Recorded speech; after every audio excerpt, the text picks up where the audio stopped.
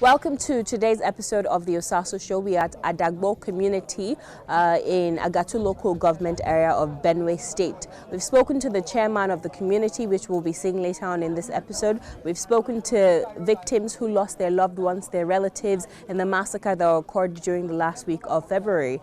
The governor of Benue State, His Excellency Sam Autumn, visited the Agatu local government yesterday, and he was able to visit some villages and communities that were destroyed due to the Fulani headsman massacre.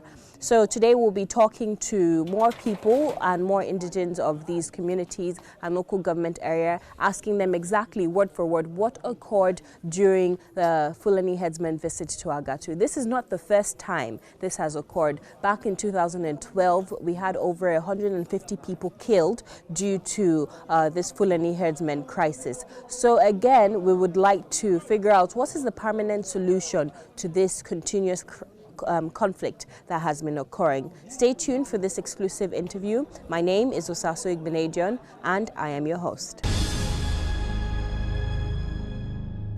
Today we are in Ogowa Secondary School in Makurdi. This was donated by His Royal Highness High Chief Godwin Ona to the internally displaced people who were victims of the Agatu massacre. Today I'll be speaking to two women who lost their relatives due to this Fulani headsman massacre. Can you walk us through the event of what occurred on the fateful night that your husband was killed? We were just sitting peacefully in our village when the Fulani headsmen came and started killing us. What do you think is the general cause of the Fulani headsmen clash? Why do you think that they went to your village and killed people? I don't know what really happened. They just came and started attacking our village. Did you see, was your husband killed in front of you? Yes, they killed my husband in my presence. What kind of weapons were they holding? Cutlasses, guns? They carried very sophisticated weapons. Sophisticated weapons? Wow. Okay, and are Fulani headsmen part of your village? Do they frequent your community often, your village often? They normally come.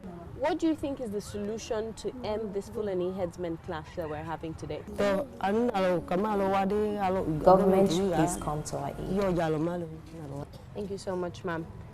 And now, can you tell me, what is your name and what village in Agatu are you from?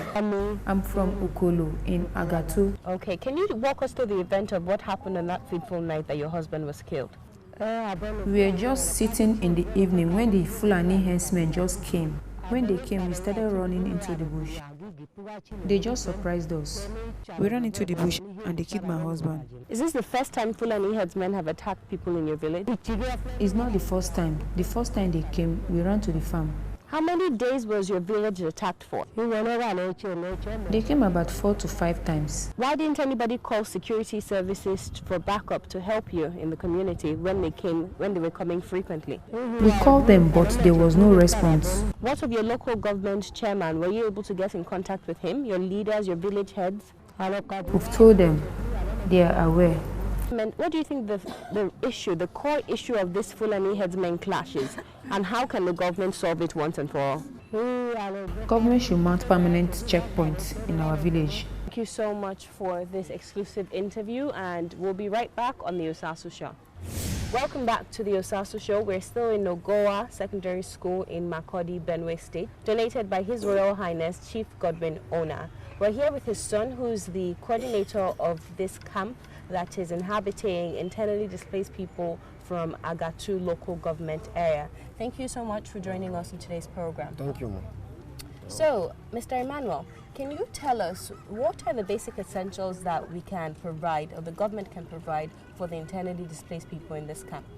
Well, let me first and foremost thank the state government through the State Emergency Management Agency. Since the establishment of this camp, they have been making provisions of food items and mattresses, buckets, and water. I hear there are some of the children who are sick. I interviewed a lady earlier, and her baby was sick, but she doesn't have money to take her to the hospital. And since she lost the sole breadwinner in her family, her husband, in the Agatu massacre, she seems helpless, and she claims she's not getting any help from the government to take her child to the hospital. So what can the government do in terms of healthcare? Well, last week Her Excellency, one of the Vice President, was here, and she spoke to some of the ladies here that she's going to make everything possible. And very soon they are going to bring doctors here to check some of those, the ones that are not feeling fine.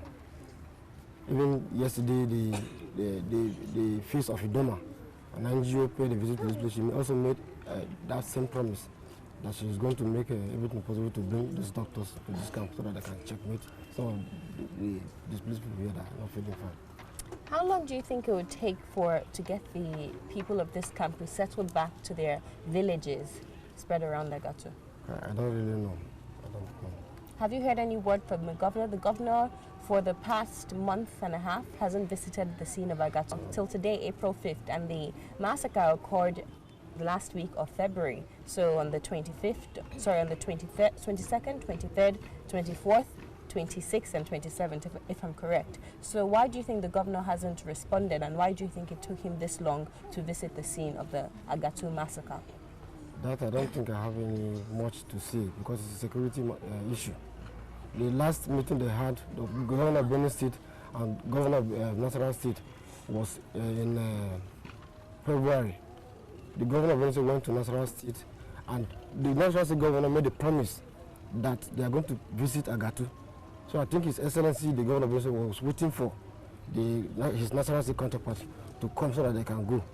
Unfortunately, this attack not came like that.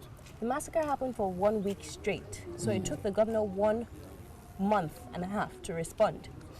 That I don't have anything to say for that. I don't know. That is a security issue. Okay. So what can the government do to help the people of this internally displaced camp? People who are watching nationwide, how can they assist you in caring for the internally displaced people here?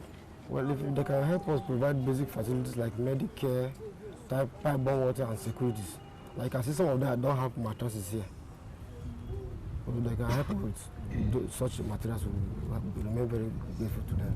What do you think is the permanent solution to stop this Fulani headsman killing that has been going on for quite an amount of time? This is the first time it has happened on such a large scale. That is why people nationwide and international communities as well are hearing about it. But the Fulani headsman clash, where Fulani headsmen come into the villages and kill farmers, landowners, has been going on for quite some time. So what do you think is the permanent solution that would end this once and for all? Well, if the state government can help us with security agencies mounted at the riverine areas, at strategic checkpoints, I think it will stop the herdsmen from attacking us, the Agatu people. Thank you so much, Mr. Emmanuel, for joining us on today's program.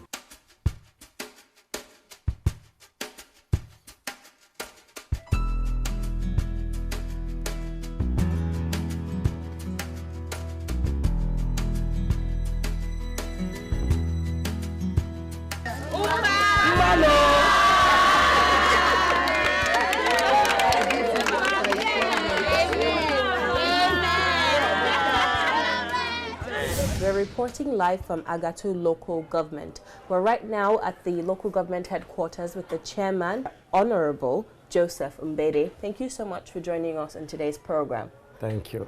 You're welcome. So can you walk us through what happened in the recent month and a half when the Fulani headsmen infiltrated some villages in Agatu?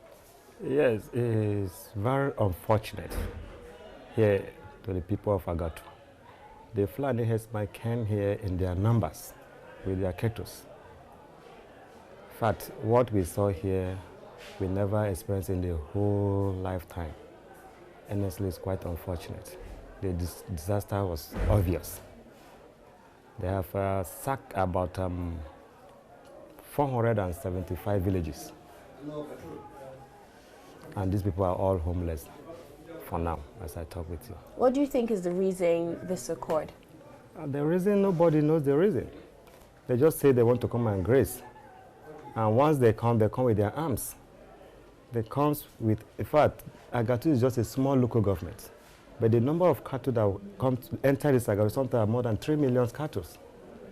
So eventually we are leaving the people of Agatu with no option of maybe you are just sacking the Agatu people completely. In most times they go to their farms and they now brought out all the farm crops which these people have suffered for years. They will pour them on the ground for their cattle to feed on. Even the palm tree, ordinary palm tree in the community, they will just smash them down. The mango trees, they will cut them down for their cattle to feed on.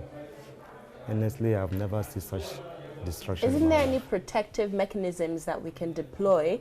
The local government chairman, yourself, and the government, hand in hand with the government, the state government, to ensure that the crops of the local Agatu farmers are protected from these Fulani herdsmen who come to rear their cattle here? Yes. When they started the whole thing, honestly, this whole thing started since 2012. It didn't just start it now. But to God be the glory. I think for now they have deployed some personnel, some security agency. And these are the people that are giving us a kind of freedom for now. Otherwise, I don't think any Agatu will be standing for now. If they've deployed security agencies, I'm aware that the Agatu killings, the massacre occurred throughout the entire last week of February. Can you tell us what date specifically that villages were burnt down and when the Fulani herdsmen invaded Agatu? I'm sorry, can you come again? What villages were burnt down? What villages came under the fire of the Fulani herdsmen, and what days in February did this occur? Yes, let me say, across from Olegeje, we have Adana, we have Abugbe, we have Adagbo, we have Aku, Okokolo, Odugbeho, Olego Bidu, we have Aila. In fact, almost 3 council wards were sacked completely as I talk to you. And they occurred on different days? Different days. They came in on 22nd February. Yes, and they were there till the end of February. They were there. So what happened? They will come, they will fall out. They don't come to remain permanently. They will come and they will go like maybe regroup themselves, then come back again for the attack. I think that's what happened. Wow. So when we saw a consistency of them coming in and going out, why weren't the security agencies alerted that these Fulani herdsmen have returned and they're potentially going to do harm to the community? Yes, as in the security, you know, the soldier, when we reported the whole thing to the governor of our state, which is the chief security, and we believe that he doesn't have the power to deploy the military. Because at the time we thought this thing is just ordinary. We are using the police force. But honestly, at it level, you know that it's beyond the police force. And but were the police force on ground when this occurred? Yes, I would say the police force are on ground, but they outnumber the police force that were on ground. How many Fulani herdsmen are we talking about? In fact, you need to see them in their numbers. I've never seen that kind of cattle in my whole life. In just a settled community, the cattle you see, in fact, there's no space, you will not see any land, all are cattle. I've never seen that kind of thing in my whole life, honestly. And how many people, how many of these cattle rearers came with them? I said that they are virtually everywhere. In all of these communities I call, they like have their station. Everywhere. Everywhere. You hardly know where to start from at a point. You talk of Agatu West, they are there. You talk of Agatu East, they were there. But isn't the simple solution to deploy more police? Yes, I think by God's grace, with a lot has happened. That is just it. They came in and did a lot, caused a lot of power and damages. But we do know, since the military intercede for now, I think we are having a little bit peace. Okay, the military has interceded right now. Okay, so what's the kind of relief materials and relief help are you looking for from the government, from the federal government and from the state government to, first of all, put a stop to these herdsmen killings once and for all, and secondly, to help the people of Agatu get back on their feet and start rebuilding their community? Yes, we really need, even the personnel are not much as we expected. We still want the federal government to still come to our aid to send more or deploy more personnel. Because up till now, we are still facing some threatening of the Fulani herdsmen. Not as if they have left completely, but I do know that by the time the federal government and the state government will come together to deploy more security agency, that will help the Agatu resettle back to their home. For some of those homes who has been completely sacked, you know, we are just merely farmers. We don't have anything doing. The people are just farmers. So all we need is just a building material to let them start. Some people don't even have food to eat. They don't have place to lay their head. If you go around and see things for yourself, honestly, you will convince that really this is beyond Fulani herdsmen. So who do you suspect they are if they're not Fulani? I thought maybe there might be Boko Haram or something. I don't know. I've never seen that kind of destruction. I've never seen it, honestly. The whole house, schools, mosques, churches, everything be burned down. To the extent, the small fruits that were there for the people to feed on, you brought, in fact, have never witnessed such things. Their property all be burnt. If you have motorcycle, they're burnt, car, everything. For one to go and start, I don't know what is going to start. Has anyone had a conversation with them to ask them, what is it exactly that you want? Do you want the land? Do you want the crops? What do you want from the people of Agatu? In fact, these are the things that everybody has been pushing. We on our own have been pushing to know why these things are happening. And honestly, I have not gotten any answer from anywhere. Okay. Thank you so much for your time, Honorable. You're welcome. I'm here with Mr. Joseph. Mr. Joseph, can you tell me, can you walk us through the event of what occurred when the Fulani herdsmen came with their cattle into your community? In fact, the case started over 5 years back, and we don't know actually what was the causes of the problem between Agatu and Fulani. So we have been asking ourselves, and we didn't know what was actually happened. They used to come to our house even at night and kill about, at least every day they must kill up to 500 or 500 people. And they burned around the riverside at least 3 to 4 years back. And this year, actually this thing has happened again. They killed, even at Agbo here, they killed about 115, both boys and girls. I will need a help from the federal government, even the state government doesn't care much about us. So we have been pleading to the state government, but nothing has happened. Still, we are still pleading to the federal government if this case could have finished up with us. So we thank the federal government, and we still are applying to the federal government so that this case should finish. Why do you think the Fulani herdsmen are coming to your communities? What do they want? I don't actually know, because I have never sat with them and speak what was actually happening. They used to come at night and kill us, or sometimes in the afternoon. For the past 5 years, this has been occurring? It has been happening up to 5 years now. So they come to your land. So I heard the conflict is they come to your land with their cattle, they destroy your crops, destroy all your economical trees. Then the fight starts between the indigents of this community and the Fulani herdsmen. Is that what is stemming the problem? That was actually problems. There used at least nobody from this village, even the cassava, nobody has it in the farm, and we are all farmers here. Nobody is a traders, and most of our young boys are just workers. But we don't actually know what was actually happened between the Fulanis and Agatu. So we are still pleading, because we are now, even to feed from now to September, or even to the next season, none of us could be able to feed ourselves. So we are pleading to the federal government, state government to come and help, to come and assist us. So what kind of assistance are you looking for from the federal government? If they could be able to help us at least build our house and spice at least anything, food and any other things. None of us, we don't even have a mattress to sleep, and we don't have house to sleep. So if they could be able to apply us zinc or other things to at least to enforce us to have a really partly enjoyment. Okay, thank you so much. And lastly, I heard before the Fulani herdsmen came into the community, they alerted the people of this community and local government in general. They said that they were coming and people should watch out for them.